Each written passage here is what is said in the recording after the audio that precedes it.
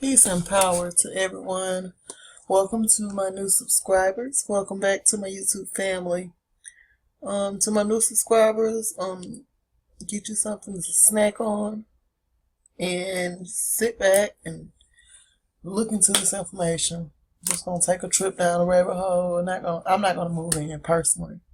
A lot of people move in and put furniture in there.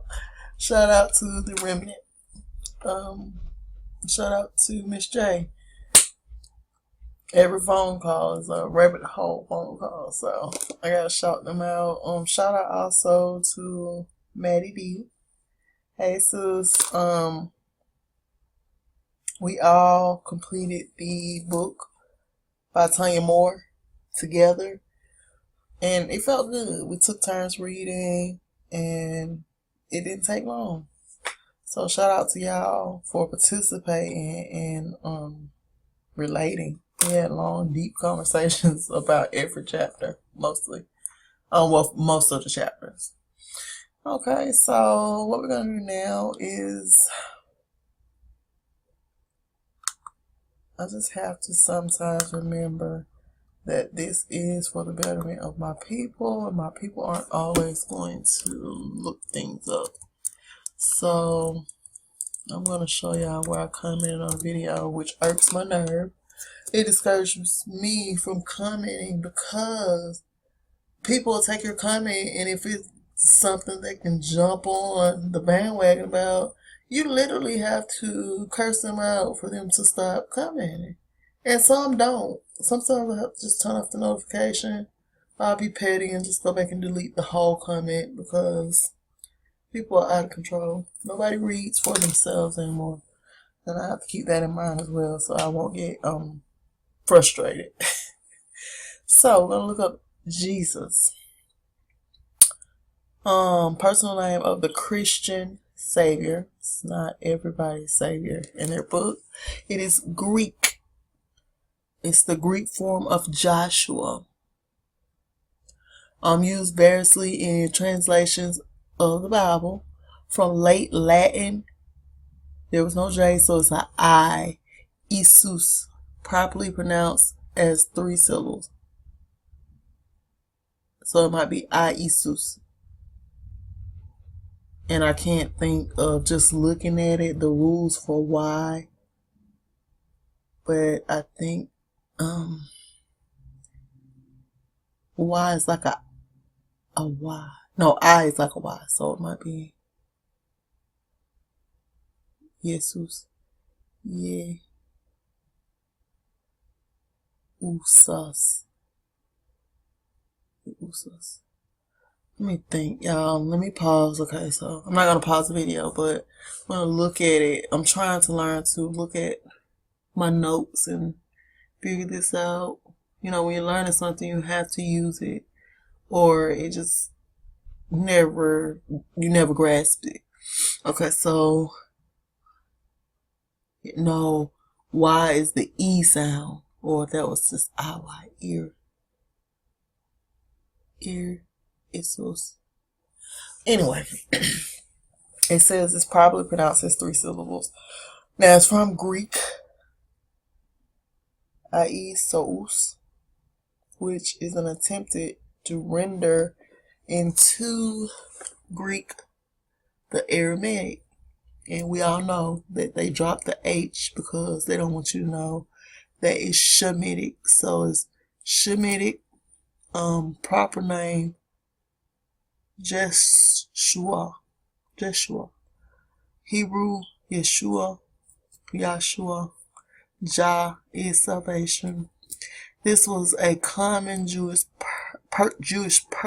personal name during the Hellenizing period.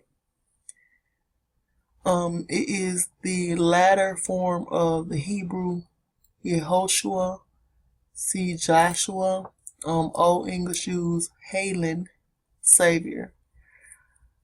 The common Middle English form was Jesu or Isu, from the Old French objective case form, from Latin oblique form Aus, genitive, dative, ablative, vocative, surviving in some invocations. So you could also invoke vocation. Jesus makes me think about Sunday morning at the church. And y'all, this is not a bashing of Jesus, but I just get so annoyed when people try to tell me, and it's like I researched this, and then they're too lazy to bring you facts. They'll just start blurting out all this religious lingo, because that's exactly what it is, lingo. And they beat it into us. It's there. So I just want to get on here. For those who don't know, what I use to look the word or the name up is the etymology dictionary. It's free. It's online. It will tell you the history of any verb. Okay, so, and I'm going to even help you out when I upload it if I don't forget to link it. So check for links. If it's not there, I just move forward in my life. Okay, so, from the Old French objective case form, from Latin oblique form asu genitive. Okay, we just read that. As an oath attested from late 14th century for Jesus H. Christ, 1924, CIHS, first record of Jesus Freak is from 1970. And feel free to click on this stuff because if you don't look it up, you won't know. Now, this is a masculine proper name. We know that, well, I'm going to share with you all. In our language, words are masculine and feminine. And you have to know what is and what isn't in order to know what context that it's been used in. So, it's a biblical successor of Moses as a leader of the Israelites. From late Latin Joshua, a transliteration of Hebrew Yehoshua, literally the Lord is salvation. Now, the top 10 list of names for boys in the U.S. since 1979 is Joshua Tree. 1867 is perhaps Old English, OED.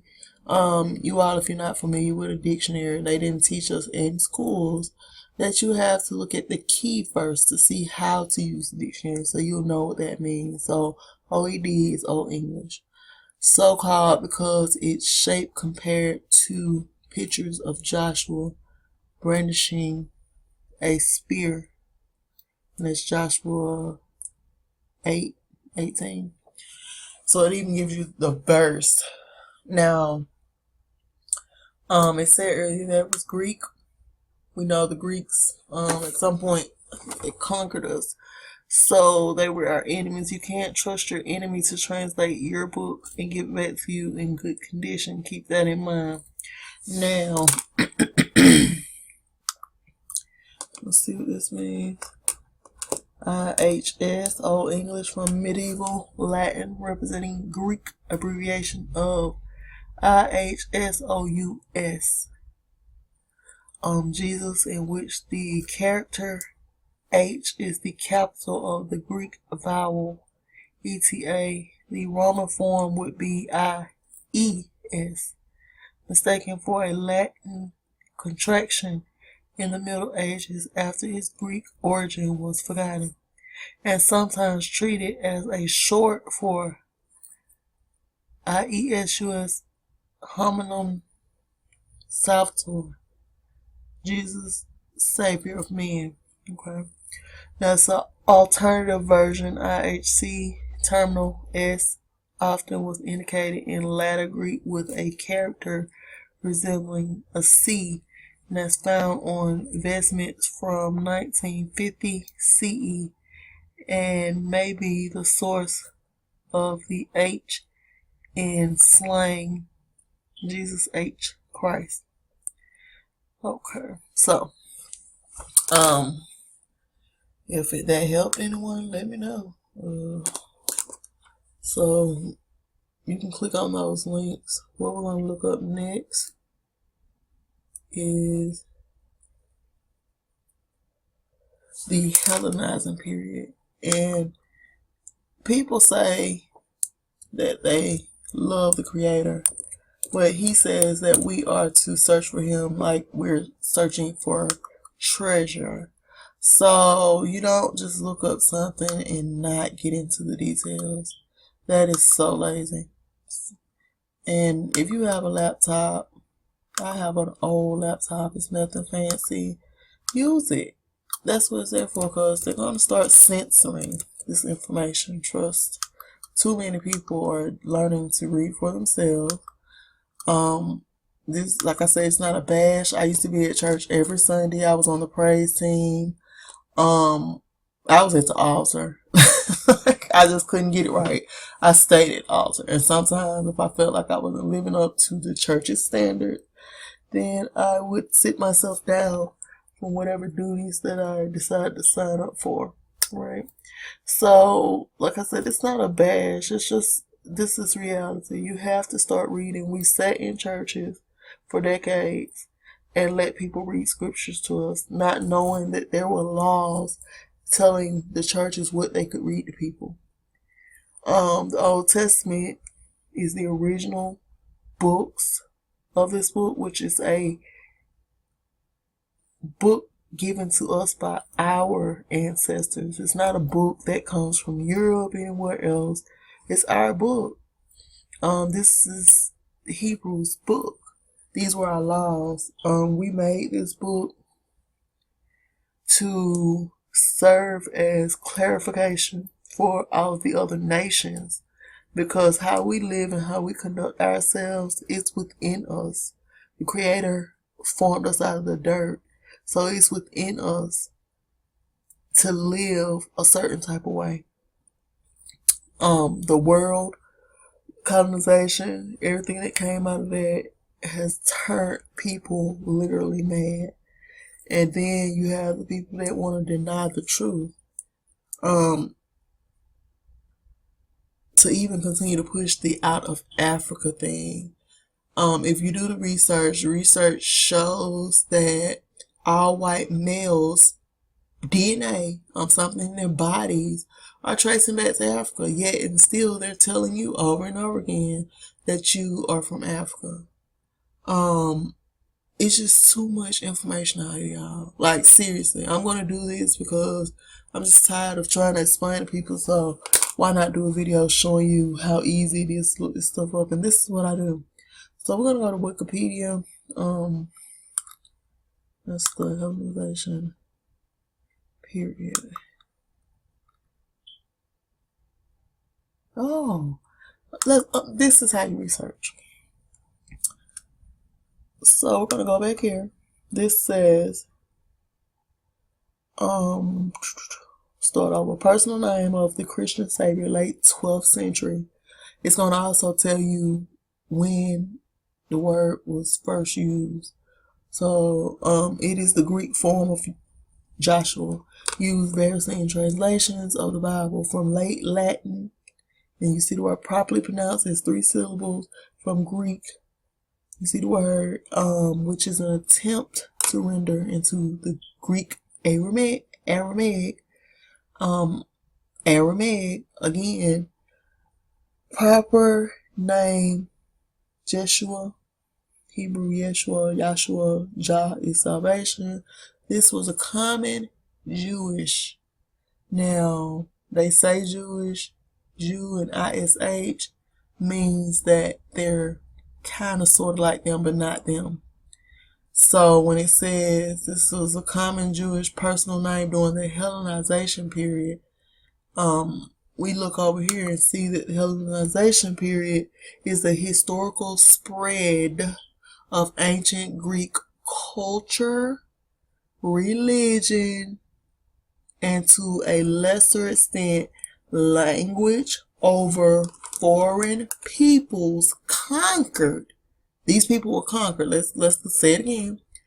Hellenization or Hellenization is the historical spread of ancient Greek culture, religion, and to a lesser extent, language over foreign peoples conquered by Greeks or brought into their sphere of influence, particularly, particularly,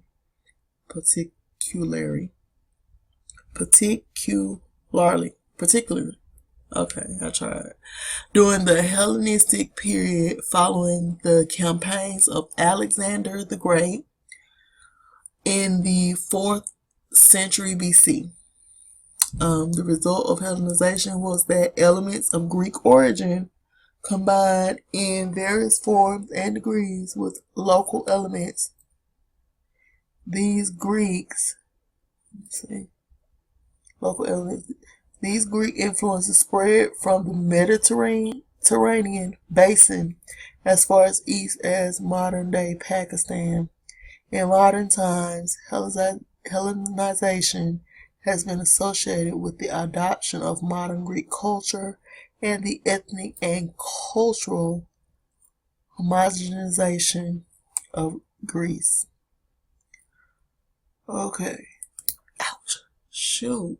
Well, that hurt.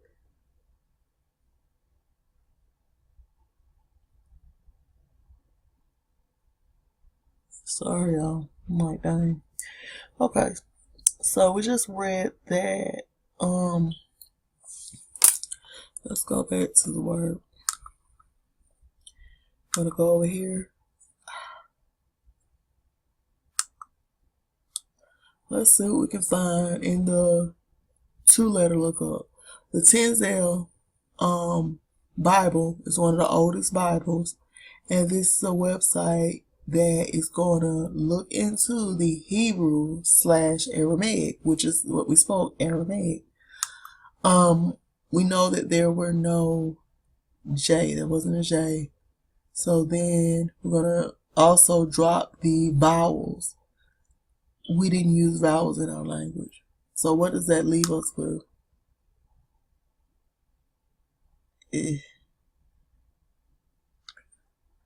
Okay, well, let's try it. We're going to just put in SUS. This is also going to give you the letters.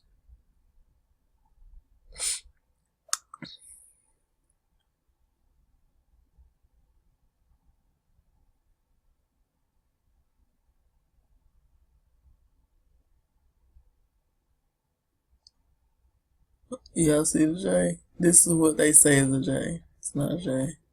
But we're not going to get into that. I'm not. Y'all digging in on it? Somebody was interpreting your writing, so they have to guess what it says. They didn't even speak your language. That's why it's funny when people just make me believe what they're talking about. It's, come on now.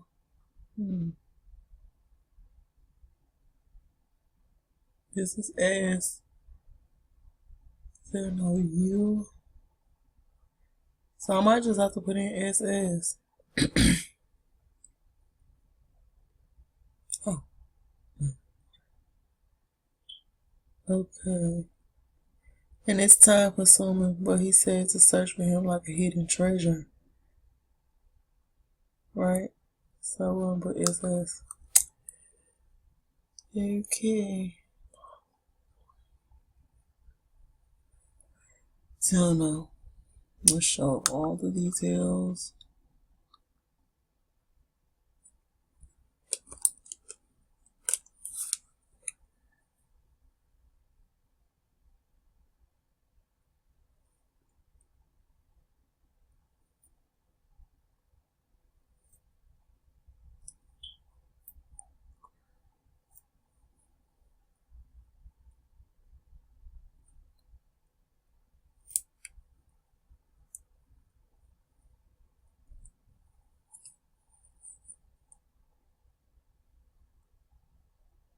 Hey, y'all, I'm just looking over the definitions. Y'all do the same. Excuse me.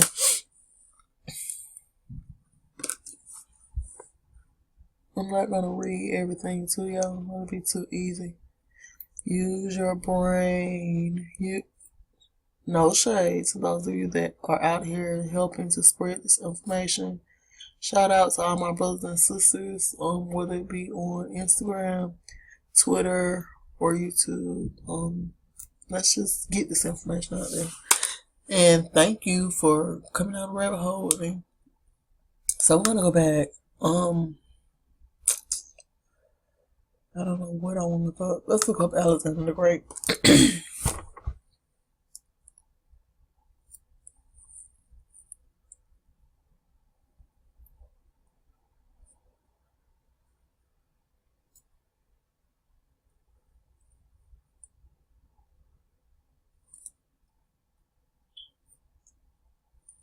So Alexander the Great succeeded his father Philip, and we know that Philip is mentioned in the Bible. He spent most of his ruling years on an unprecedented military campaign. So it wasn't even a reason. He just went through, killing people. And he went through Asia. We know that we are Afro-Asians. Brother Lex Will, check out Lex Will on YouTube. He brought this information out. And you just take notes and look into it yourself. He went through Asia and Northeast Africa, and he created one of the largest empires of the ancient world by the age of 30. Stretching from Greece to northwestern India. He was undefeated in battle and is widely considered one of history's most successful military commanders. Excuse me, I'm sorry.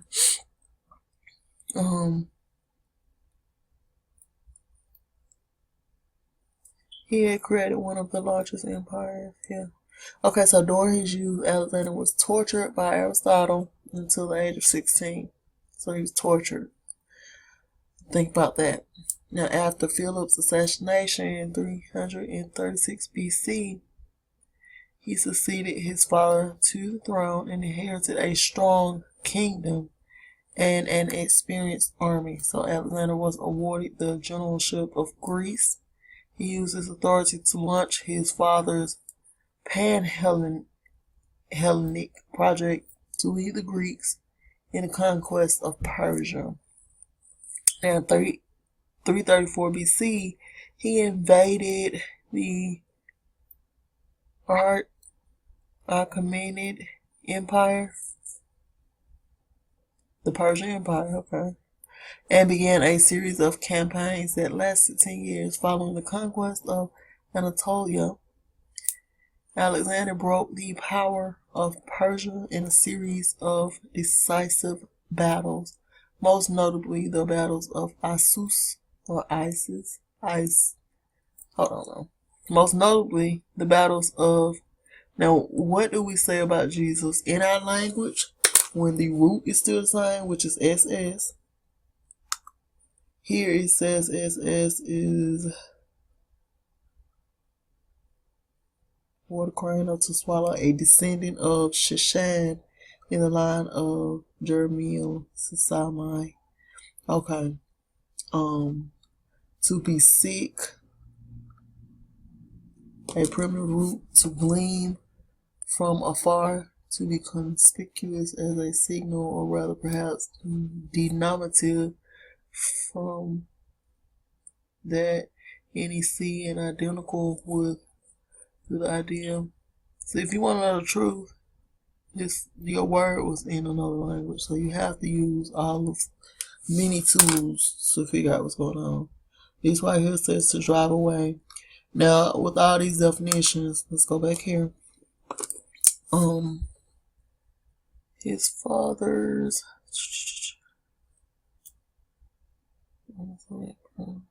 Alexander brought the power of Persia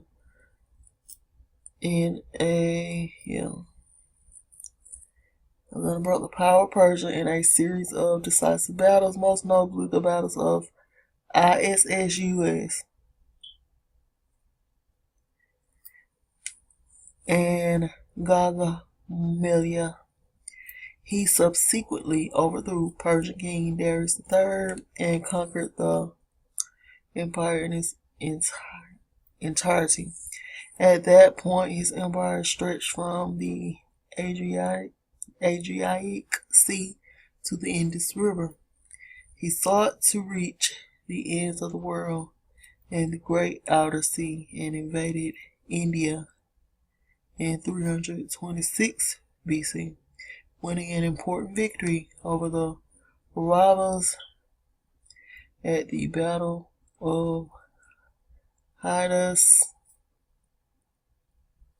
He eventually turned back at the demand of his homesick troops. Alexander died in Babylon in 323 BC, the city that he planned to establish as his capital without executing a series of planned campaigns that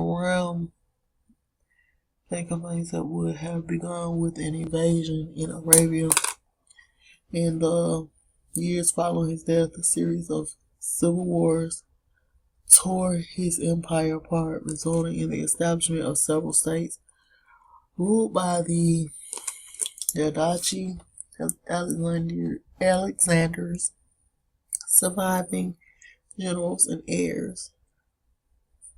Okay, so they divided up the kingdom. He was the king of Macedonia. Okay. So, and this is how deep the rabbit hole is. You might start researching. Oh no, let me go back and look up one more thing, and then we're going back to this. Because if you don't know what that period entails, you have to look it up. Don't just think and know that you know because they taught you something in elementary school. They half-ass taught us, and people try to deny it. People try to say I'm very educated. The English language is a bastard language. It's a language comprised of many languages. So when people try to talk proper or make fun of others that just don't care to talk proper, then it just shows the conditioning.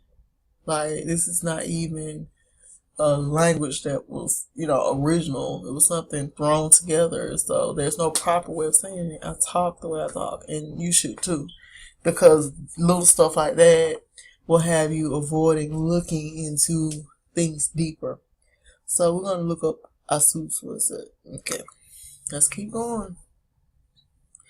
The Battle of Asus. It occurred in southern Anatolia on November the 5th, 333 BC, between the Hellenic League, led by Alexander the Great, and the Achaemenid Empire.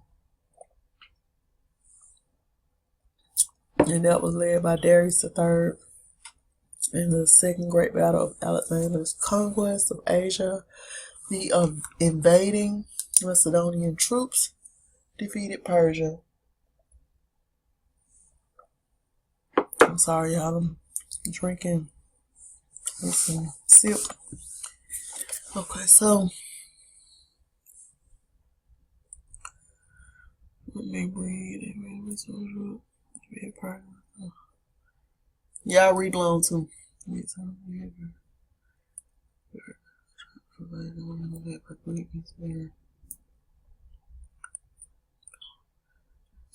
Personal command.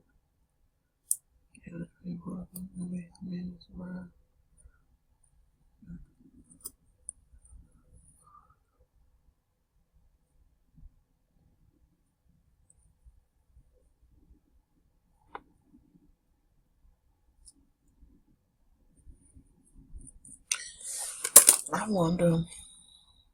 Let's see.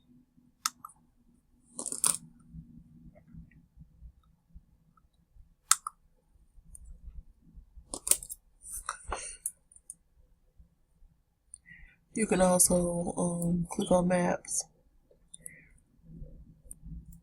just to see, where these places are. That's the Mediterranean Sea. So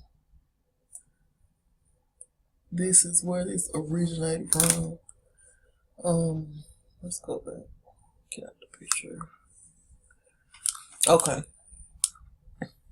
And let me see. background, models.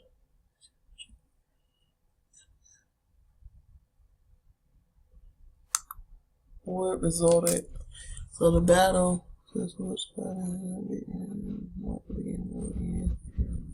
Okay, so this battle of Assus marked the beginning of the end of Persian power.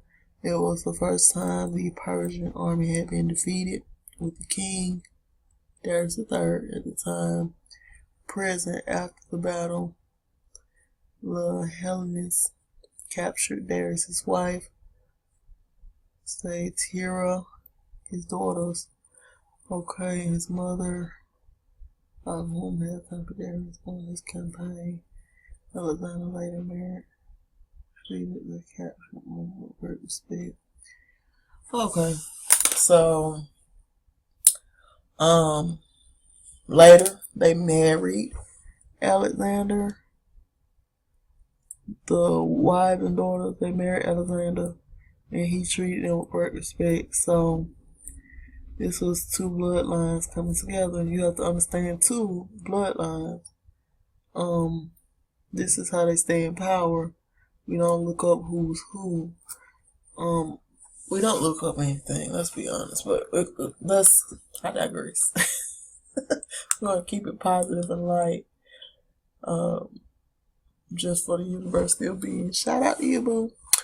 Okay, so it's the Battle of Assus. And you can act like you don't know that that's the same thing, but that's on you. Go here. Okay. So we're back here.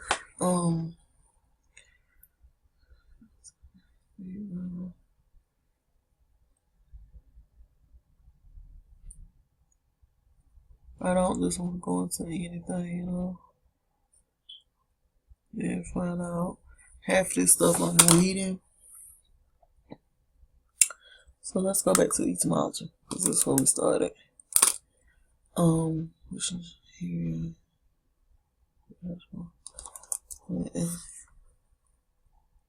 Now the only difference with that word was this I-S-S-U-S. This is I-E-S-U-S. There was no J. So you can't tell me roots, no matter the language. The root means it's the same and it has close and connecting meaning. In this country, they teach you differently. And we know that the enemy is a two-tongued person. So what they teach you usually is totally opposite.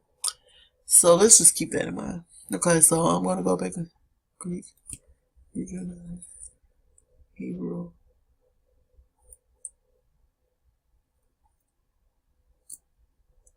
And this is Hebrew saying Yahshua. We spoke Aramaic. We were Shemitic. And if you do not know the language, you don't know what the book says, I recommend everybody get them a Tinsdale, rewrite it in your own time, and drop the vowels, and then go and look these words up, the etymology, the two-letter lookup. Look it up. Study like you're searching for treasure. Now it's funny, we type in Jesus, and we have 1900 American English, Jeepers, and it's also euphemistic alteration of Jesus.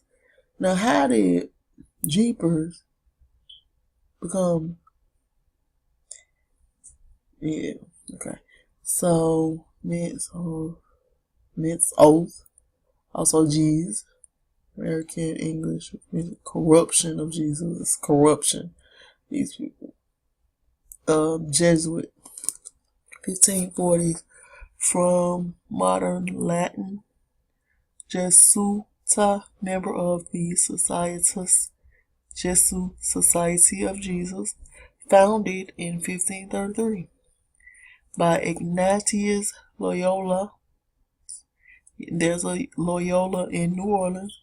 That's to combat Protestantism. See, Jesus, their enemies in both Catholic and Protestant lands, accused them of belief that ends justifies means, hence the sense, a crafty or dissembling person, and Jesuitical, deceitful, designing, insinuating. They insinuated that Jesus was our Savior. Y'all really have to say, I ain't lying. I mean, I just had like somebody woke me out on a comment. And my comment to me was kind of nice. I don't mean it was like, ooh. So, I just don't feel like going to the video. But I'm going to go so y'all can see what I'm saying. And get involved. Now, biblical name, Jehoshaphat is used as a mild expletive in American English from 1857. So Jehoshaphat was an expletive in American English from 1857, presumably another euphemistic substitution for Jesus. It's people crazy. Okay, let's get down to business. The letter J is the 10th letter of the English alphabet, pronounced J, as in K for K, but formally written out as JY, rhyming with I and corresponding to French JI. One of the most stable English letters. It has almost always the same sound. And this is how you know something is not real, because in our language, none of our letters have the same sound. I mean, in every term or sentence that we use it in, it can be used in a different sound. Remember, vowels are always interchangeable. Let's move forward. Okay, so it has almost always the same word. It is a latecomer to the alphabet and originally had no sound value. The letter itself began as a scribal modification of Roman I in consonantal. Now, we just saw this is saying Roman I. So, who brought Jesus in? The Romans, the Roman Catholic Church. To let look up. This is right. Now keep that in mind. But this is who and where it came from. Roman. So sorry y'all, I lost it. A Roman I in a continental medieval language. The scribes added a hook. They added a hook to a small I, especially in the final position in a word or Roman numeral, to distinguish it from the strokes of other letters. The dot on the I, and thus the J, and the capitalization of the pronoun I are other solutions to the same problems. In English, J was used as a Roman numeral throughout Middle English, but the letter Y was used to spell words ending in I sound. So Y and I interchangeable also in the language. So J was not needed to represent a sound. Instead, it was introduced into English in the 16th through 1640 century to take up the consonantal sound that had evolved from the Roman I since late Latin time. In Italian, G was used to represent this, but in other languages, J took on the job. And keep in mind what they just said about the G. Um, this usage is attested earliest in Spanish, where it was in Spain. Where it was in place before the 1600s. And remember the Spaniards. They came over and conquered you too. Now, no word beginning with J is of O English. No word beginning with J is of an O English derivation. OED. English dictionaries did not distinguish words beginning in I and J until the 19th century. And J formally was skipped when letters were used to express serial order. In Latin text printed, now we know that Catholic Church, the Pope, this is in their Latin text, is printed in modern times. J is often used to represent Latin I before A, E, O, I, U in the same syllable, which in Latin was sounded as the consonant in modern English, U, yam, etc. But the custom has been controversial among Latinists. Okay, so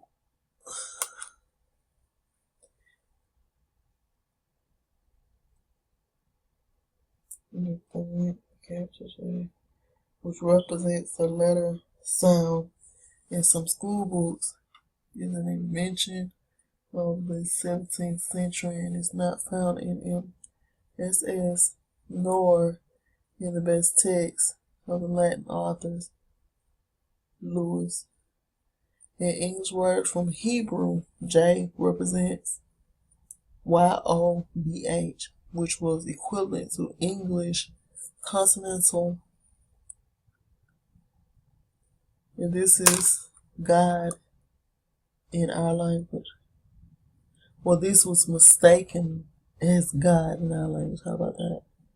But it was Yod. Or it's the Y. Eod. Anyway, it was equivalent to English consonantal Y, hence high.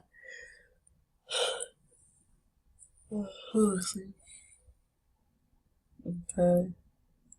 But many of the Hebrew names later were conformed in sound to the modern J. So what they did was took your book, and this is somebody else saying it. Many of the Hebrew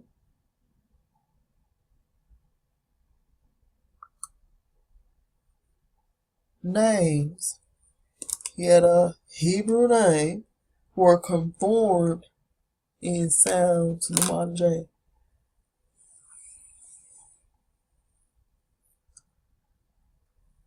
Okay, so let's go down.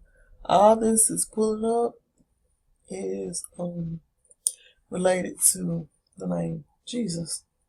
So you could just spend time reading this to research it and come out knowing more than what you started out knowing. You know what I'm saying? It's not about speed, it's who finishes the race. Learn something every day, make it a habit. Don't be lazy. And it's a lot. Y'all see this? This is all related to gospel, is related to which literally means a good spell. You are under a good spell. Don't they call the New Testament the gospel? You are up under a good spell. Let's read it. Let's go into it. Old English, God spell. Glad tidings announced by Jesus. Jesus brought the gospel. One of the four gospels, literally, good spell from God. And then it says good, see good. Let's see good.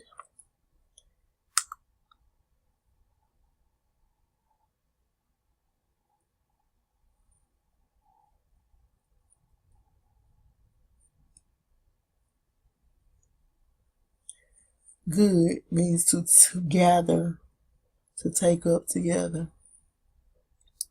So when you gather in those churches, you are all together. And this is just, it's getting interesting.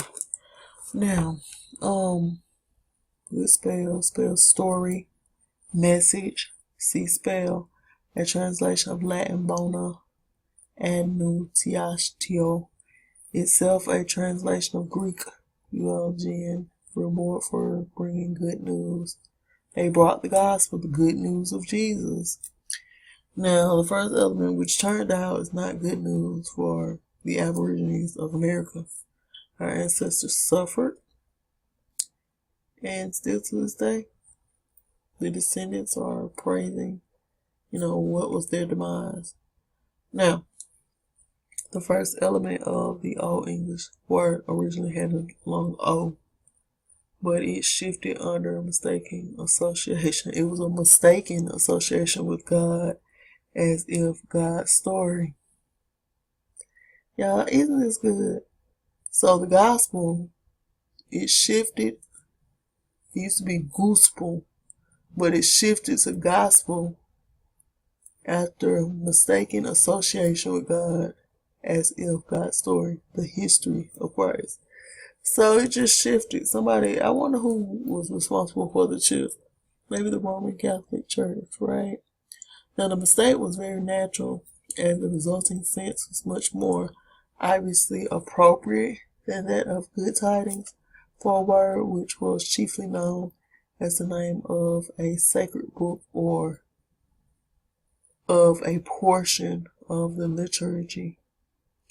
That's Old English definition. The word passed early from English to continental Germanic languages in forms that clearly indicate the first element had shifted to God, such as Old Saxon Godspell, Old High German Godspell, Old Norse Guspel, use of anything as true as the gospel from the mid-13th century, as any doctrine maintained as of exclusive importance from the 1650s, as an adjective from the 1640s.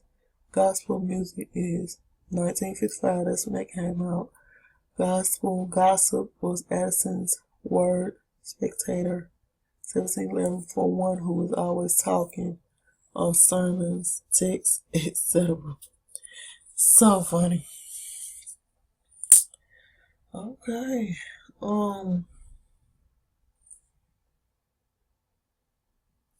Even flesh is related.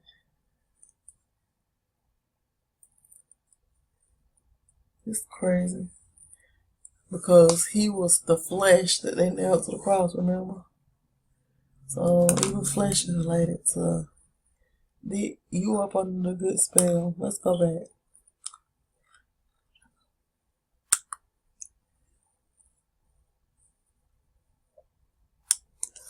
Okay, let's see who's here. To go together. Yeah.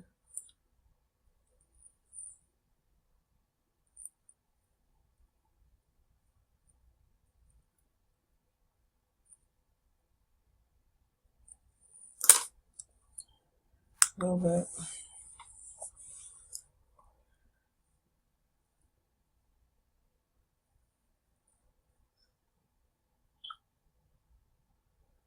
Even Mary. I mean, everything associated with Jesus.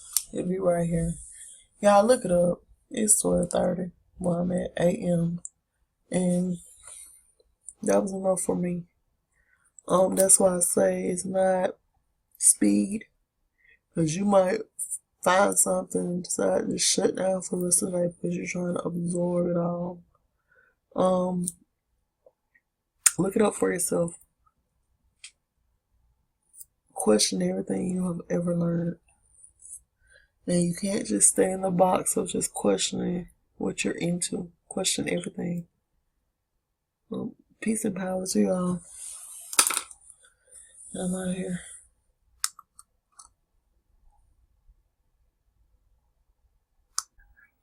Peace and power to everyone. Welcome to my new subscribers. Welcome back to my YouTube family. I hope that everyone is enjoying their day. I hope none of you are celebrating the madness, and if so, so be it. We're gonna get back into this Jesus drop.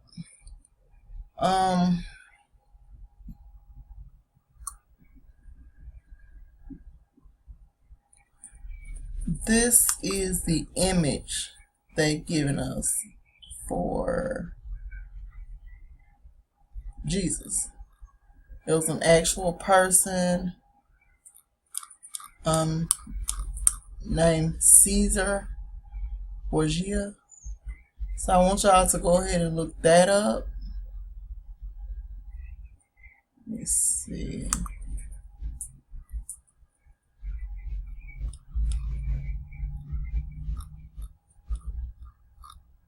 There's a lot of information here.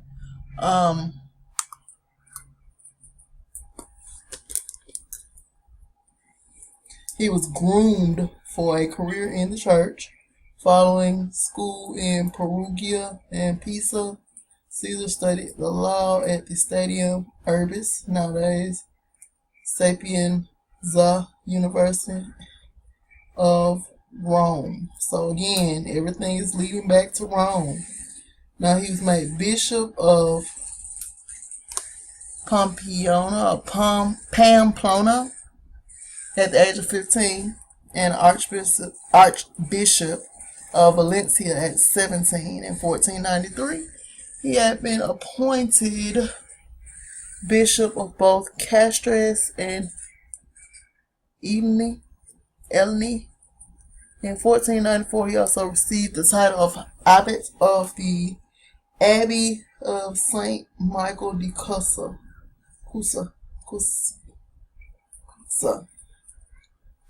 Along with his father's elevation to Pope, Caesar was made cardinal at the age of 18.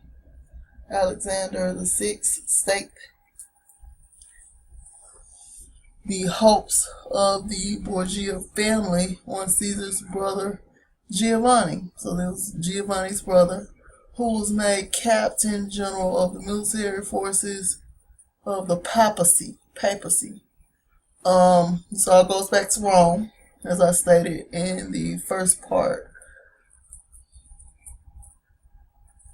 Giovanni was assassinated in 1497 in mysterious circumstances. Several contemporaries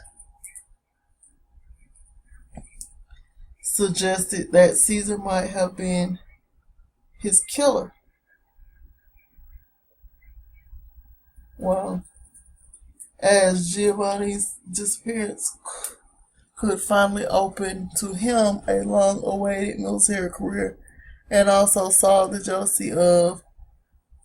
jealousy over Sanka of Aragon, wife of Caesar's younger brother, Geoffrey, and mistress of both Caesar and Giovanni. Caesar's role in the act has never been clear. However, he had no definitive motive, as he was likely to be given a powerful secular position whether or not his brother lived. It is more likely, in fact, that Giovanni was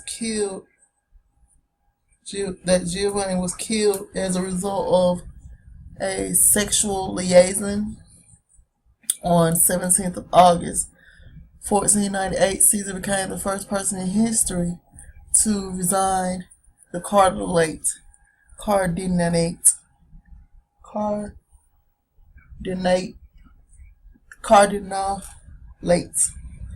I tried. On the same day, Louis XII of France named Caesar Duke of Valentinos, and this title, along with his former position as Cardinal of Valencia, explains the nickname Valentino. like I said, if you want to continue reading,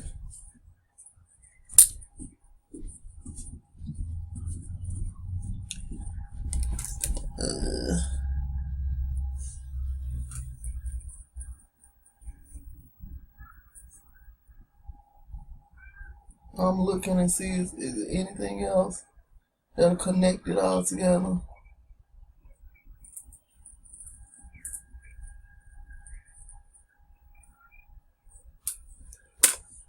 But this is what you're looking for. When you search for Caesar Borgia,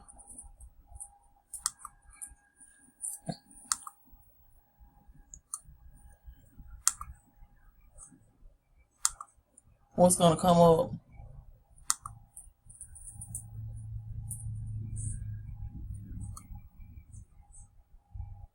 Why do Christians worship Caesar Borgia's image as Jesus? We don't know.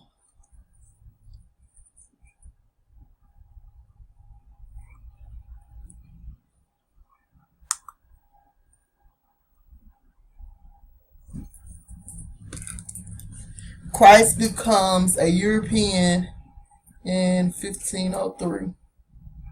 So this is when they first started using the image. So funny.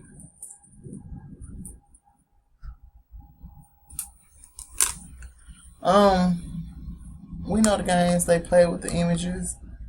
Like I said, I'm doing this video because a lot of us don't get it. You make one comment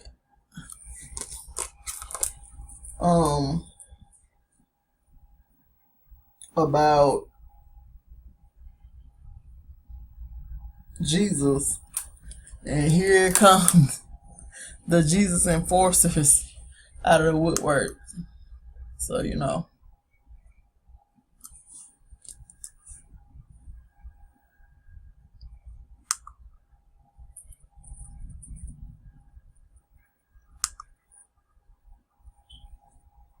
These people crazy. Anyway, I'm doing this video just to say to people, it's too much technology at your fingertips for you not to research any of this yourself. You can wait on somebody else to do it. Or you can look it up. Let's see what Wikipedia. Yesterday we were in the etymology. So let's see what Wikipedia has to say.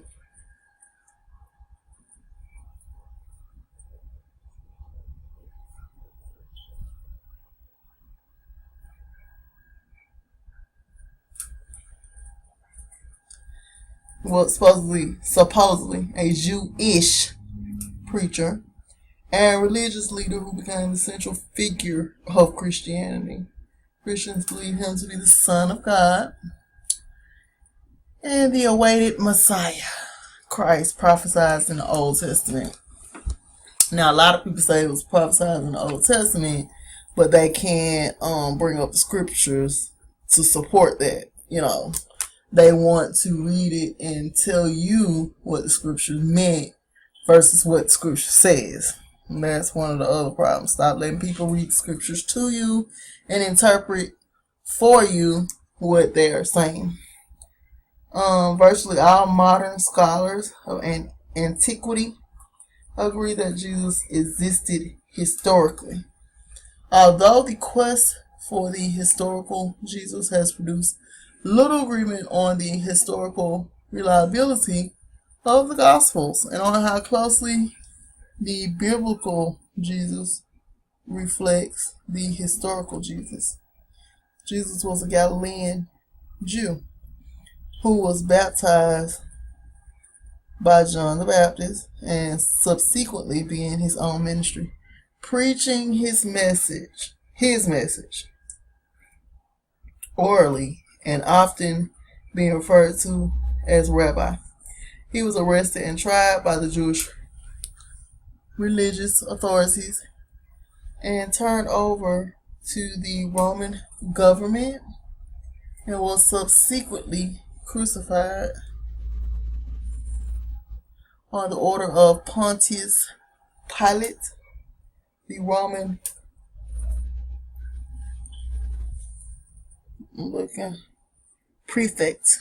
Jesus debated fellow Jews on how to best follow God, performed healings, taught in parables, and gathered followers.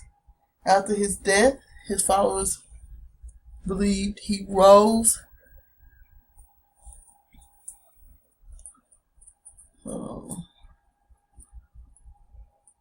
from the dead, and the community they formed eventually became the Christian church. But I'm not laughing because it's funny. It's quite sad. All of us have served this for so long, but nobody took out time to look it up. So, says his birth is celebrated annually on December 25th. One moment. Okay, I'm back. His birth is celebrated on December 25th for various dates in January for some Eastern churches as a holiday known as Christmas. His crucifixion, let me see. His crucifixion is honored on Good Friday, and his resurrection is celebrated on Easter.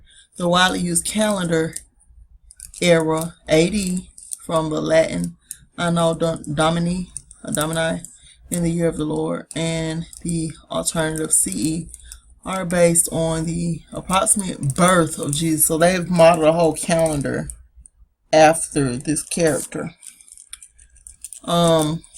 Christian doctrines, and let's look up doctrine, because if you're gonna do it, we're gonna do it right. Let's go over here to the etymology.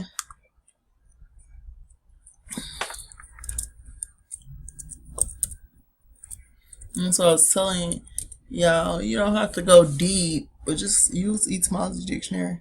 Late 14th century, from Old French doctrine, teaching, doctrine, and directly from Latin, doctrina, teaching, body of teachings, learning, from doctor, teacher, see doctor. Okay.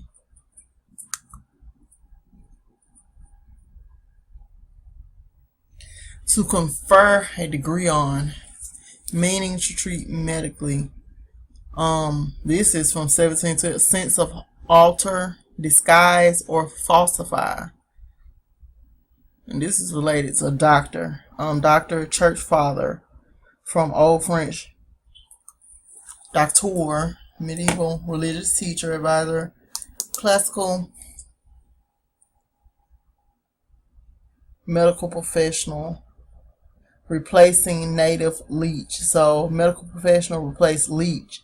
Though it was not common till the late 16th century, the transitional stage is exemplified in Chaucer's Doctor of. Okay, so they changed the meaning at some point.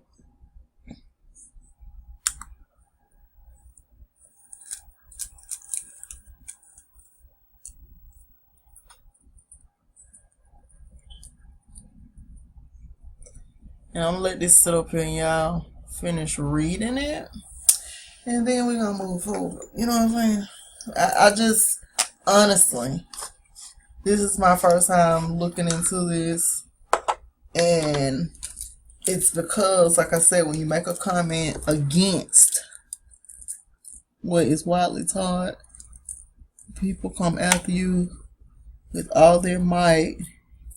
And all they want to do is save you. Oh, you don't believe in Jesus? Oh, it's only one way through the Father.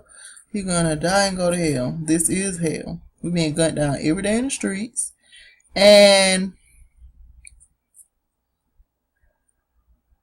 the Most High is just. Sits high, looks low.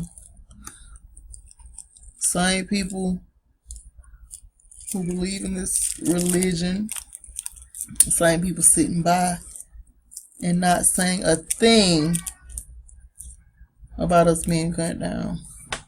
In a moment. All right, so let's continue. Okay. I'm gonna continue down the rabbit hole. Let's say that's Wikipedia. Let's go back. Now this is something we never do.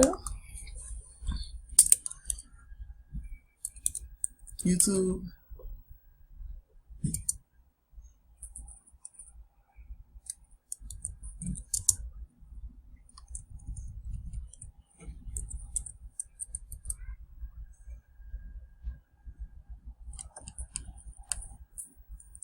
You can pretty much search anywhere and get answers.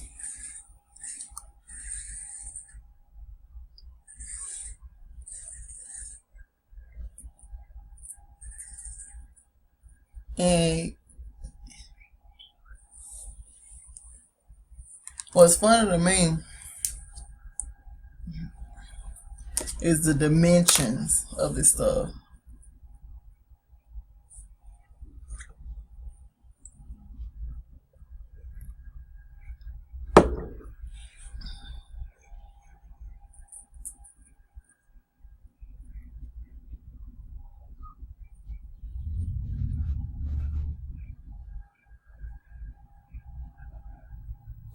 This is the whole pastor finally confessing. We're gonna watch that and then we're gonna come back here.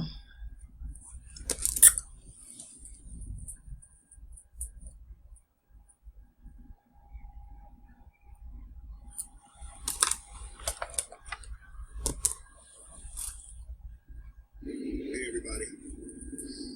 I put up a post yesterday on Facebook that said, what if the Bible is not the Word of God? Needless to say, people were appalled by it, disgusted even. I'm quoting them, okay? They say they've seen me preach, they have seen me cry, they have seen me minister, they have seen me with my hands raised, loving Jesus. And that's true. I was a preacher, I was a minister, I was a dancer, all these things. I was a gospel rapper. But if I can do all these things and you witness my sincerity while I was doing these things, don't you think I must have came across something sincere? Something that's so valid that it shook my belief, even when I didn't want it to. So you say you're going to pray for me. You don't think I prayed? You don't think I begged this Jesus I grew up believing in to just show me the validity? You don't think I researched and tried to prove that this Bible was no doubt the inspired word of God? I tried, and it's just not true. Okay? So it comes a time in every man's life when he has to make a choice. I understand that there's a lot of people who saw me be Christian, who saw me love Jesus, pray to Jesus, worship Jesus. I understand that. But to all of you people that I love dearly, I have to tell you, I am making a choice to stand on what I now know to be truth. And if you don't want to be my friend anymore, then you were never my friend to begin with. If you don't want to be my brother, my sister anymore, then you were never that. I have done nothing but been good to you guys, love you guys, and I'm still doing the same. I have not changed. My beliefs have. So if you're ready to cut me off and throw me out because of my beliefs, which you can't see anyway, then we were never friends. And I'm not going to spend my life worrying about it. I've been asking people and begging people like, look, don't give up on me, love me, I love you. You know, I'm not going to do that anymore. If you guys don't want to rock with me anymore, then that's fine. I love you, I'll miss you. And all I can do is hope that one day you see where I'm coming from. But I will not stop posting. I will not stop teaching what I now believe, just as no one can make me stop teaching what I believed in when I believed in the Bible. Okay? I now know that without a shadow of a doubt, the Bible was manufactured for control. I understand this. You don't, and that's okay. So you have a right to be upset because you've never been told these things. I am a teacher. My job is to teach you things you don't already know. Now, what you have to understand is this. If I say something that is outside of your realm of knowledge, okay, look it up. Don't just get mad at me and tell me I'm wrong and tell me, well, I have personal experiences. You don't even know where I'm coming from. Well, I've done all the research you've done. No, you haven't. You may think you have, but until you sit down and have a real conversation with me, you will never know where I'm coming from. So when I tell you I believe in God, I do. But when I tell you I don't believe in the Bible or any character in the Bible, all of them are fake. All of them are manufactured. None of them ever existed historically. Now, understand where I'm coming from, because I'm trying to make this video short. On one platform, you have literature, spiritual literature. This is where you get Jacob, John, Matthew, Mark, Luke, Jesus, Judah, okay, Daniel, Ruth, all these names. Literature on a historical platform where you're looking to see if things actually existed, if the world truly was ended by water. These things never happened. So what we're reading in this book are not things that correspond with his story, okay? Historical evidence does not back the Bible. If what you believe in is not backed by historical evidence, you have been deceived. What I'm looking at is real things. Oh, Kevin, you're programmed. No, I no longer believe in talking snakes, dragons, unicorns. Yes, unicorns are in the Bible. I no longer believe in any of that stuff. Okay? I believe in what I see. And what I see and what I have looked at myself and put my hands on is relics that predate Adam's existence by thousands of years. I've seen them myself. So you can say, well, I believe that God fashioned man from clay, and that's fine. I believe that God fashioned man from clay, just like the Bible said 7,000 years ago. Okay. Well, who built the Sphinx? Because that's been here since way before Christianity, way before Adam ever existed. So I thought that in the beginning the world was dark and then null and void, and God looked at the face of the earth and then formed all these things and then said they were good. But then later on in the Bible, he regretted making man. But we say God don't make mistakes. Listen, there's no way you're going to convince me that this God that you believe in, who inspired, so-called inspired the word of God, is okay with slavery. There's no way. When your Bible teaches you that slavery is okay, that what our ancestors went through is okay with God, then I have a problem with that. So when you look back and you see where this book came from, it all started 325 AD. The Council of Nicaea wrote this whole book, put all these characters in it, used some Egyptian type. Okay, so I'm going to go over to the etymology. I'm going to pause that. Council of Nicaea.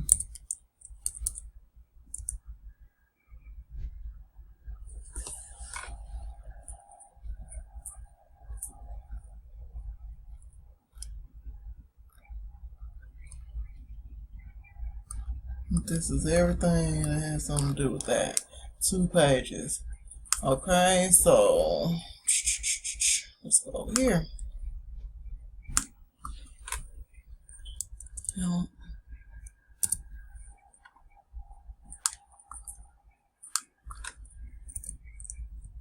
Council of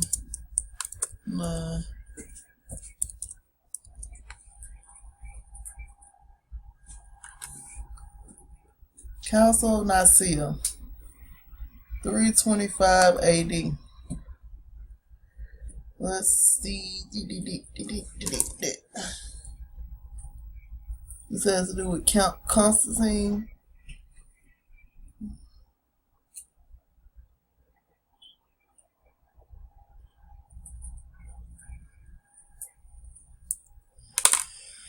Let's see what Wikipedia has to say.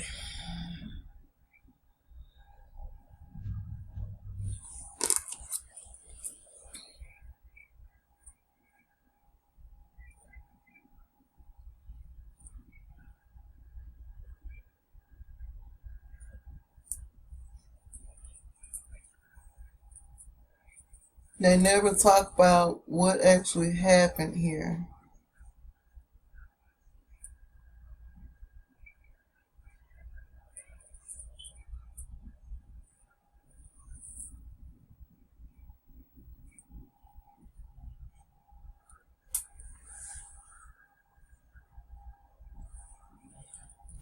They made it establishing the uniform observance of Easter. They put this together. What's the Nicene Creed?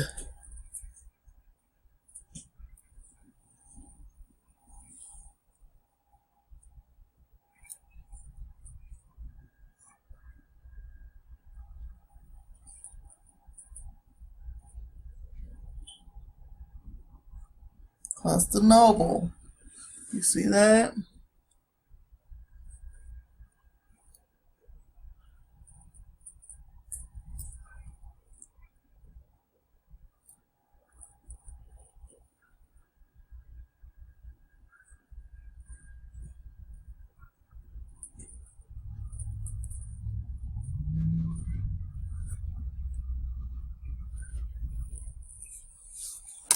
Let's see.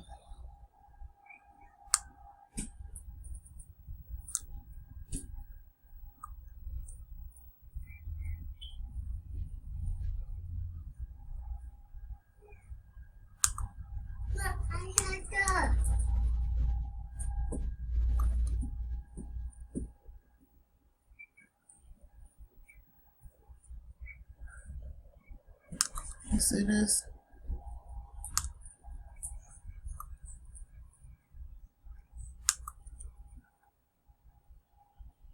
This is something they're singing in the Catholic Church. Or were singing.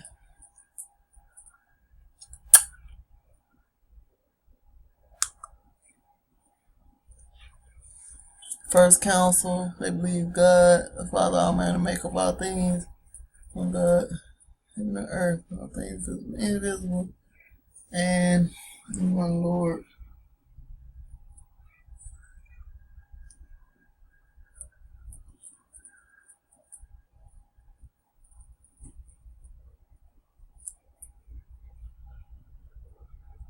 So this is what we see them changing it up.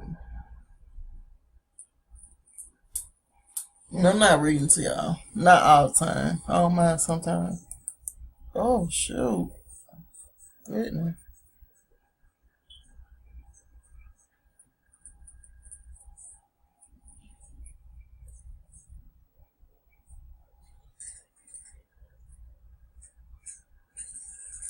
So first, he ascended into heaven, then he rose, and, from church. Yeah.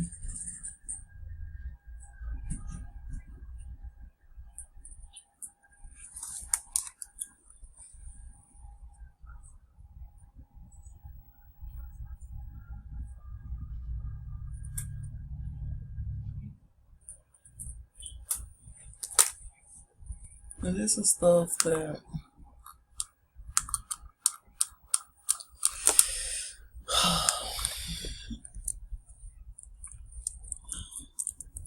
you can just type in.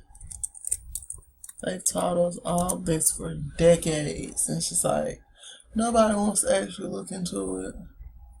What does holy mean?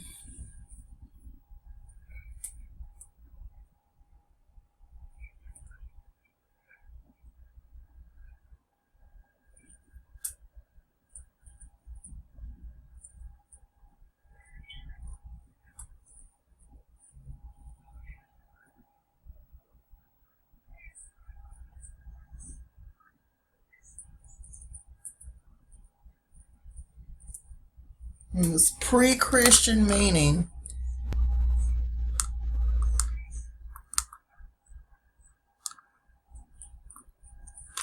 it's not possible to determine, but probably it was that must be preserved whole or intact, that cannot be transgressed or violated, and connected with Old English.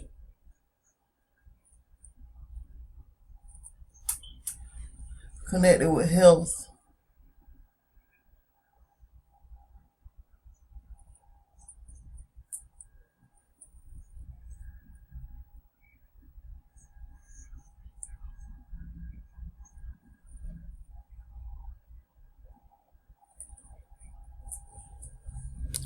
Then down here you have ghost.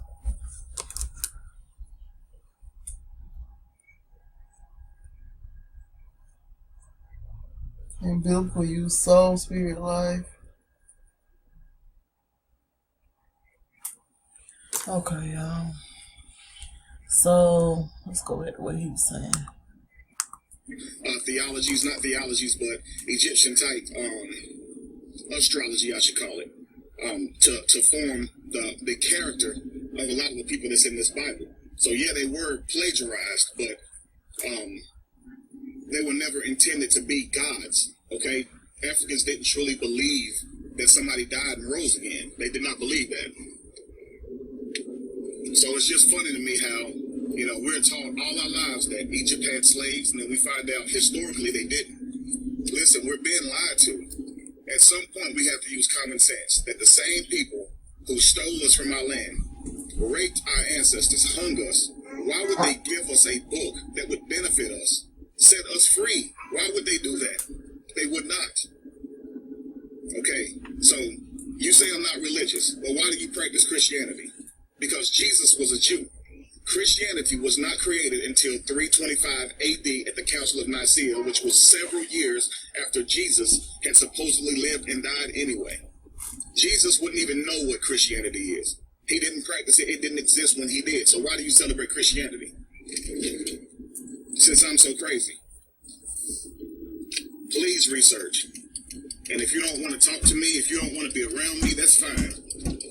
But until you do your research, maybe that's best. I love all of y'all, but like I said, at some point, a man's got to take a stand. Peace. Hello. So listen, I just want to talk about a few things today. Like, somebody sent me a message and it said that, what were you researching that made you walk away from Christianity? And it's crazy because the honest truth of that is I was trying to prove that Jesus existed historically. I was actually trying to prove it correct and prove it real and prove it to be truth. And that's what led me away from it. It's like my whole life, to me, it was real. And I think that's the biggest problem with a lot of believers today is that it's real to them. You see, but love is real, but you've never seen it. Hate is real. I mean, you felt it. And when you grow up believing in Jesus, love, passion, compassion, all these things seem to be attached with Jesus. So these emotions. So Jesus is love. So as much as you can feel love, you can feel Jesus, so to speak, if you believe in something so strongly. And I know that because I thought I felt it. But if you bar it down to you feeling him, that would have to mean that Allah is real to a Muslim because they felt his presence. You see what I'm saying? So truth has to be about more than just belief or what feels real. You see, so there's a difference in between what's real to you. For example, let's just say if anybody has ever had suspected like their spouse is cheating on them, and to you it's so real, like you just know they are, and it ends up that they weren't, and it's like that thing was so real to you that it's hard to even let it go. Even once you realize that it never happened, it's still hard to let go because you just felt it so strongly. You see what I'm saying? And even now, probably, or even a while after that, you had to continue to remind yourself that it didn't actually happen. You see what I'm saying? So you can believe something for so long and so strongly that it is real to you. I mean, let's just be honest. When you were presented with Christianity or Jesus, you never argued that. You never debated it. You weren't even at an age to where you could even discern or break down or even try to dissect this belief. You see what I'm saying? You weren't even given an option. That's why it's always like when a Christian tries to tell you that, you know, love Jesus or burn in hell, it's like that's the only options that I have, because that's the only options you are presented. So that's the only options you can give me, love Jesus or burn. Regardless of whether it's Jesus didn't send me there, it's a life, it's what I chose because I didn't accept him, or Jesus sent me there. I mean, you can say it's whatever, that's still the the result if you don't love him or accept him. But when you were presented with your options, and that was love Jesus or burn in hell, you weren't also presented with the fact that there were 4,200 religions. You see what I'm saying? So outside of your one religion, there were 4,199 other religions, and here are all of them. Research them, and then see which one you find to be truth to you. You weren't given that option. You were only told to love Jesus or burn in hell. So nobody told you about Allah or Vishnu and all these other gods who are worshipped to this day. You see what I'm saying? And believed in and followed to this day. You only had that one option. So of course that's going to be what's real to you. I mean, I've had people tell me, Kevin, I had an experience, and it's not even church or Bible or nothing like that. I know Jesus is real because I had an experience. But if that's true, then Allah is real because a Muslim had an experience. You see what I'm saying? Like, you can't say to a child with his belly swollen from hunger and say this to them.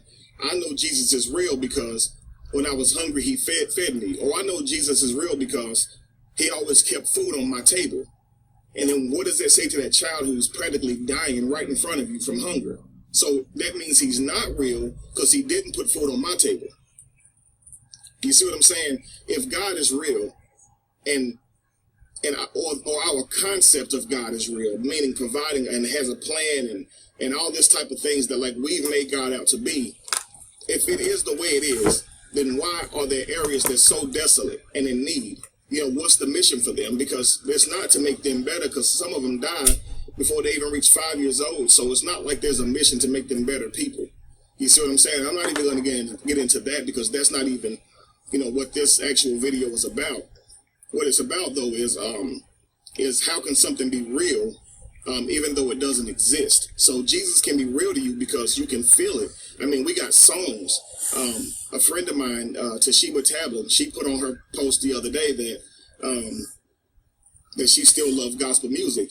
And, you know, it's crazy because music is our energy. You see what I'm saying? So there is power in music. Music long before I ever left Christianity. But I was looking at it from a standpoint of believing that like Jay-Z and Beyonce were devil worshippers or whatever. And I still can't say, of course, what their beliefs are. But I'm saying I thought the symbolism in the background was all evil. But what I found out is that it wasn't. It's just outside of what I understood our culture was. So what I thought it was evil because I was taught that. But no, nevertheless, music is very powerful. So a lot of our emotions are attached to these songs. I can remember being in church and like they're taking up collection or taking up offering and tithes, and they would just be playing the music to a song, like a song like "Oh How I Love the Name Jesus" or that song "Yes," and just the music of that song, everybody would just break out crying and shouting and all of this stuff. It was simply music, and I'm talking about so much to the point where the pastor at the time, he didn't even have to preach. You see what I'm saying? So it was like, it's done. God has already moved. We didn't need to hear scripture, nothing. It was like, that was enough. We got our feel and we left, but it's all emotional. Is you felt a move of God because you felt emotional. So there had to be Jesus who died on the cross and rose again because that's the narrative you was taught, that feeling. Okay, y'all. So I'm going to cut this short and I'll continue to add on to this. And hopefully I can, just do one part, but this is part 2. We are looking into Jesus, Caesar Borgia. We're just searching for answers. Peace and power to everyone, and I'm out. Peace and power, everyone. Hi, I'm back. It's a little damn in here. I don't know why. I did change lamps. Maybe that's the reason. But I hope everyone is doing well. Welcome to all of my new subscribers. Yay! And welcome back to my YouTube family. Air hug. Thank you for all your love and support, man. I've just been slacking and I've been just trying to share information in the background. But it's been tough, I just want to show y'all what I've been up to. Okay. I have been Oh, I thought it was gonna pause the video. I have been doing a series, you can see here, on Jesus, Jesus. For everybody, because I continuously am going to sites or YouTube channels. And, you know, once if I say anything about Jesus, then you have all the Jesus followers. I used to be one as well, coming after you. And there's not a lot of solid evidence. They're just repeating the same thing that I was taught. And this is without even trying to research it. He said that we have to search for him as if we are searching for a hidden treasure. So today, I'll probably get into it. I have some things written down. Matter of fact, let's just go on into it.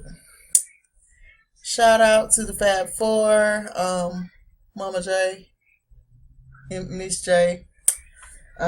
She gave me a couple of pointers. I told her I was trying to put together a series of videos on this topic, and she gave me, of course, some of that wisdom that she gives away. Peace and power to you, Miss J. Hope your day is going well. Of course, maybe we talk today, maybe not. We often become so comfortable with each other, you know. But just hope you're enjoying your day. Hope y'all are getting a little rain out that way. Okay, fam. So I'm gonna hide this camera so I can do my throat thizzle in the background. We wouldn't want y'all to see me participating in any bad behaviors. So I am gonna hide the camera for that and go ahead and get into some of this stuff. Yeah, go over to Instagram of Styles by Nina LLC.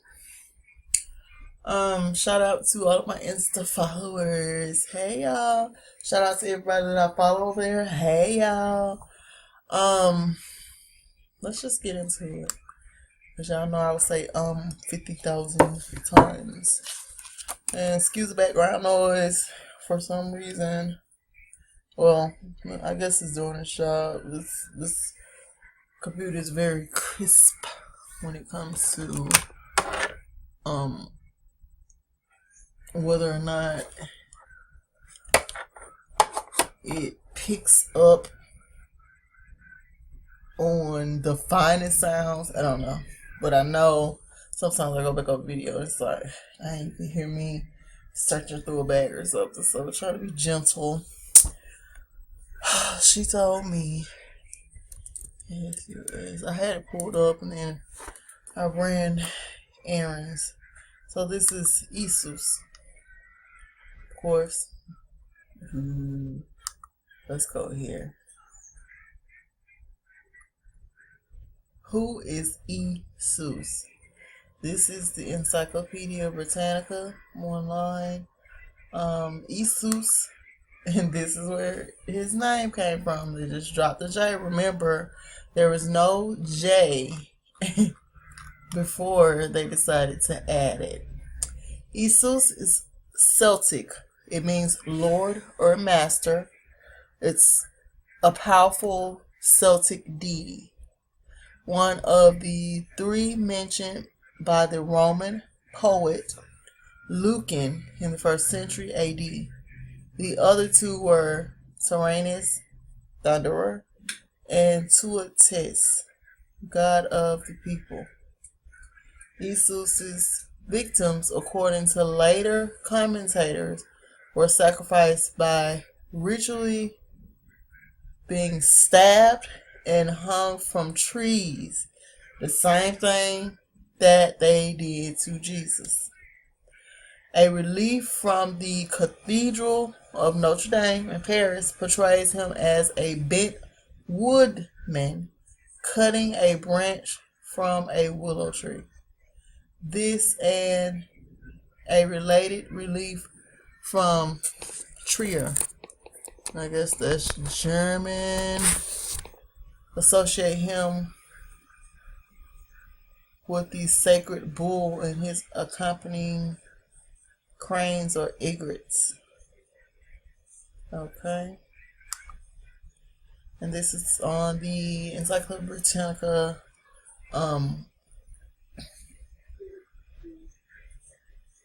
online. And this is what a myth is. Now, you put this in your head when we're dealing with Isus.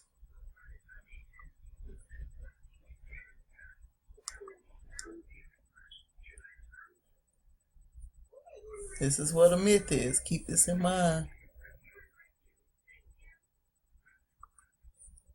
And the term mythology denotes both the study of myth and the body of myths belonging to a particular religious tradition.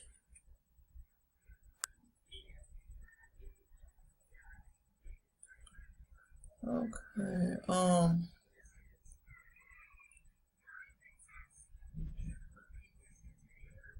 I'm like, why is it not letting me read the full article, you know?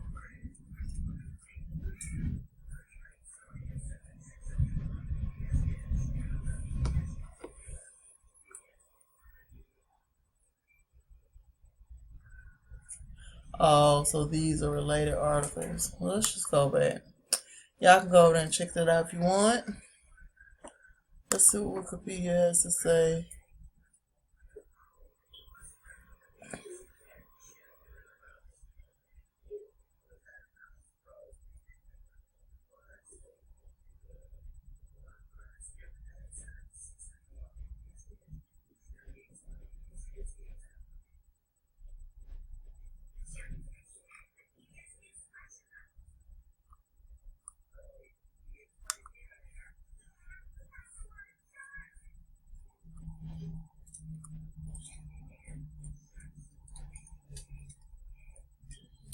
Yeah, I'm not gonna read all this stuff to y'all. I'm just sorry. I'm not gonna do it. Y'all can go over to Wikipedia, look up Isus, drop the J. There was no J.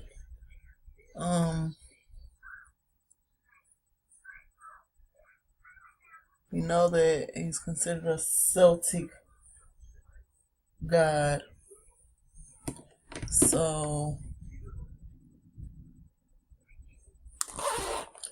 y'all, I am so sleepy. If I seem distracted, that's because I'm continuing to pause and having to go out because I do have a toddler. So,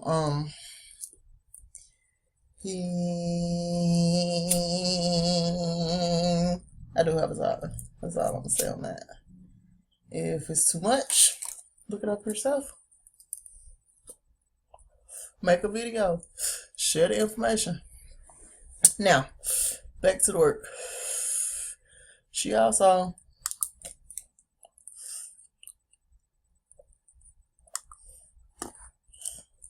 told me to look up the Gauls.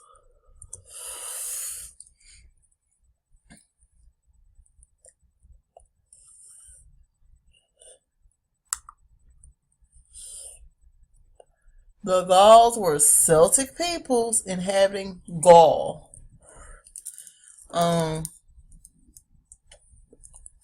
This was in the Iron Age and the Roman period. The Gaulish language formed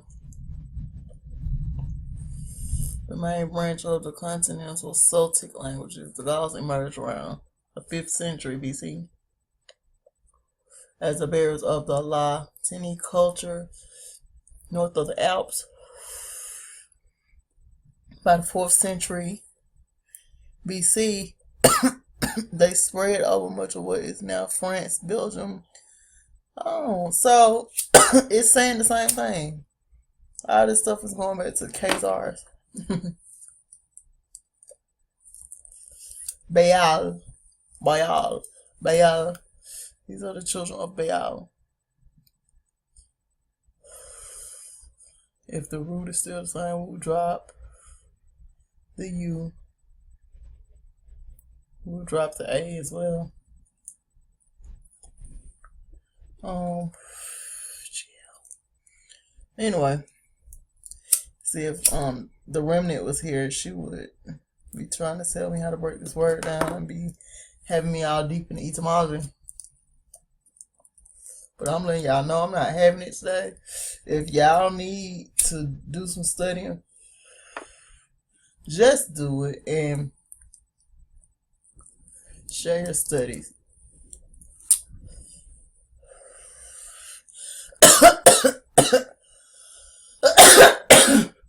Excuse me. All right. So, back to the studies. We're going to look at Wikipedia. And we're not saying that Wikipedia is 100% correct. What we are saying is that we find a lot of interesting finds on Wikipedia. So the Gauls were Celtic people inhabiting the Gauls. We just read that. Origin of early history. Let's see. This talks. They speak of Galatia. Wasn't that Paul writing a letter to Galatia? This is talking about the Galatian War. The Gaulish settlers in the Balkans were invited by. Okay.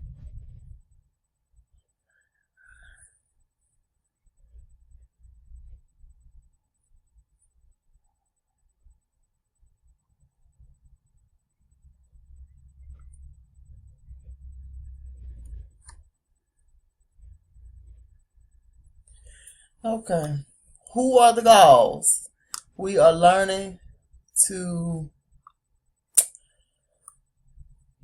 watch for physical traits. What I speak about a whole lot on Instagram, you see people saying we're all the same and we're not. So what I speak about is being able to tell who's who, because we haven't been taught how to tell who's who, and we haven't been taught who's who, let's be honest. So, the Gauls. The 4th century Roman historian Arminius Marcellinus wrote that the Gauls were tall and light blue-eyed. So we're going to take a slight turn into the rabbit hole. Gaul. Let's see if some pictures come up. It's interesting. Okay.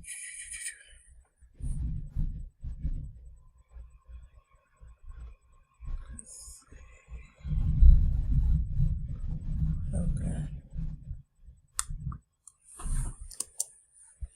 So, light blue eyes. Okay.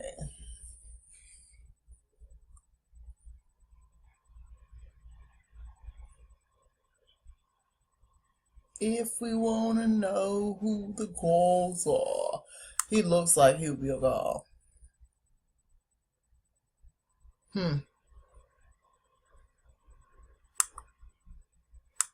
But they're tall with light blue eyes.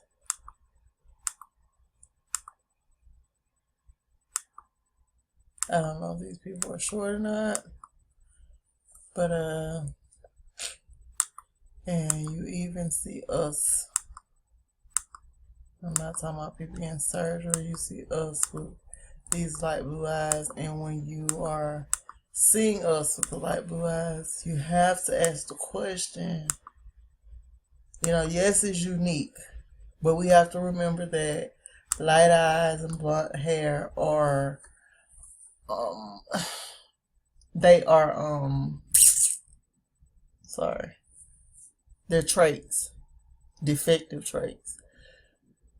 Something in the DNA went wrong, because it is just not like, oh, because they are the children of Baal. It is because this creation wasn't natural. They can usually they have sight problems. And I don't know as far as the hair is concerned, but I've been seeing a lot of light blue eyes lately. So, we know that's characteristic of the Gauls, and we also know that that is a characteristic of the fallen angel bloodline. And I know this might sound crazy to the new people. Welcome to my rabbit hole. You just have to start asking questions, and you have to start being able to identify who's who, especially us melanated people, because it seems like the whole world is against us. And I don't mean that they're not good people in every race, creed, culture. No, well, not creed. I'm not saying there are no good people in other races, but I am saying. Sorry, that was so wretched to try to floss on camera. What I am saying is, when you see yourself being played on the news every day, repeatedly, you have to ask the question, where are the good people in the world that are just not having this? A lot of people watch these stories and go back to their cushy lives, and we're living it. It's just like mind conditioning. They play something over and over again.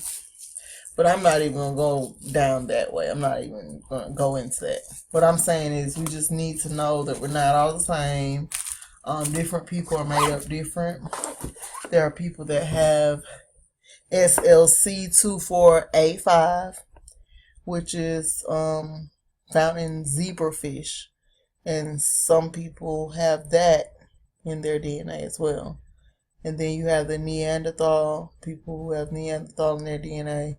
And then you have the fish. What's the other one?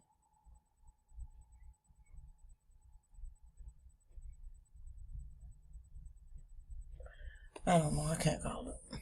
But anyway, these are facts. A science magazine came out and printed the article on SLC24A as an apple 5. To be found. Oh, and most of the male of the Caucasian race, the male's DNA is tracing back to Africa.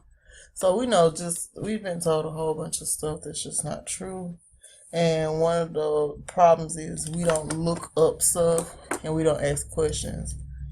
And it's just like when we have started to recently ask questions, everybody's turning out to be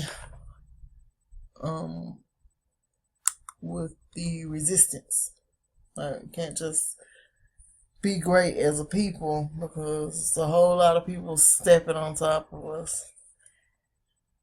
And another thing, this is what I found on another part of the video. The Holy See. This has to do with the papacy or the papal court, those associated with the Pope and the government of the Roman Catholic Church at the Vatican. Also See of Rome. Now, they did a bust on the Pope or preacher. What do you call the hierarchy in Rome? No, I'm not gonna say Rome. The Vatican. They just busted a house and it was like a big gay orgy with some of the ministers. Let me see if I can find the story so I won't just be. Okay, so. Oh. The Holy See. Y'all, thank you for bearing with me because y'all know I'm scatterbrained sometimes. Have to calm it down. The Holy See is also referred to as the See of Rome. Italian Santa Sede, Latin Sancta Sedes, seeds. Ecclesiastical, Latin Sancta Sedes. And the ecclesiastical jurisdiction of the Catholic Church in Rome, the Episcopal See of the Pope, and an independent sovereignty entity. It serves as the central point of reference for the Catholic Church everywhere and the focal point of communion due to its position as the preeminent Episcopal See. The Universal Church today is responsible for the governance of all Catholics organized in their particular churches, patriarchates, and religious institutes. Okay. And this is random information. All this, though, I'm putting in video so that you can see what to go look up. Not necessarily to bring out some breaking news story about what I found. That's not how I operate. I just research in my spare time. And sometimes it takes up most of my time. But I'm just sharing because I want everybody to get on one page. We can't continue going around disrespecting the Most High because we're giving so much praise to Jesus and we haven't even tried to look up who this Jesus is and what he stands for. Before colonization in the United States of America, this was your land. And people started coming here and they took over your land. Before that, we did not have Jesus. We just praised and revered the Most High. That's it. That's all. There was no Jesus. These people brought certain pagan idol worship here. And a part of our curses are because we follow those pagan God worship. We have to stop. That's the point of me sharing this information. This is a 3-point video. I might say a lot. I'm hoping you get something out of it. I'm hoping it'll just kick off something in you to go and dig and research for yourselves. And half of you, you're going to become antisocial. You're going to get so into this stuff that this is all you'll make time for. Just make sure you're ready to digest what it is you're about to find when you start searching for the Most High like he's hidden treasure. He tells us to search for him like he's hidden treasure. Not sit around and be praising a whole bunch of other entities. Gods. Let's look up gods. So y'all won't think I'm just tripping. And then I'm going to end this video because it is Saturday and I would like to just relax and I'm going to go to bed early. I don't want to be stuck in here recording. And I don't mean stuck because y'all know I love y'all, but yeah, I got stuff to do. And I don't mean love. Let's take that back too. We know the etymology of these words. Everybody that's new, this is an etymology dictionary.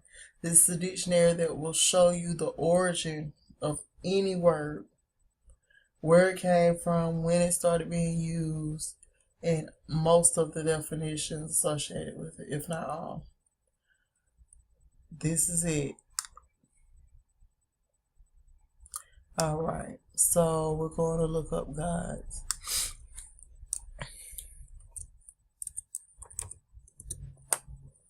Thank you for sticking it out with me. 25 minutes in. Okay.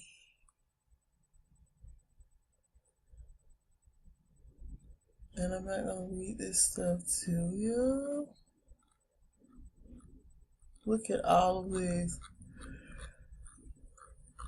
This here is a homework assignment to everyone.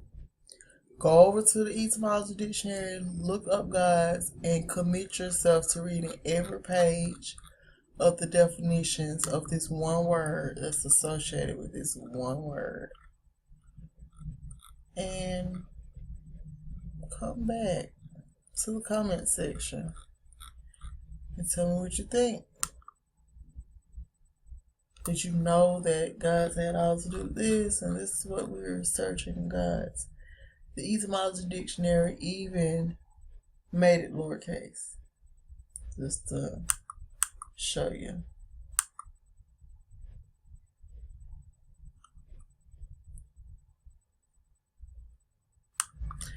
And like I did in one of the first videos, you can type in Jesus, and there is 2 pages associated with Jesus. Another assignment: go over to the Etymology Dictionary, type in Jesus, search it, and read everything associated with it. And you tell me if you thought all this stuff was connected. Okay? Okay? Yeah, y'all do that. And I have to go. Peace and power to you all. Thank you for coming over and visiting. Y'all, why am I so amped up? Because I am feeling like chill to the epitome of chilling. I hope this makes you all if you are seeing information on social media, don't just see the information and like it. Go over and research it for yourself, so that when you're spreading this information, you can know that you know that you know, because you read for yourself. Nobody told it to you. You were searching for the Most High, like He is a hidden treasure. And that's how you're able to share it with other people and get a closer relationship with the Most High, because we're putting the pagan worship aside, because that's exactly what it is. Alright, well, I think that covers everything. Like I said, peace and power to you all, and I'm out of here.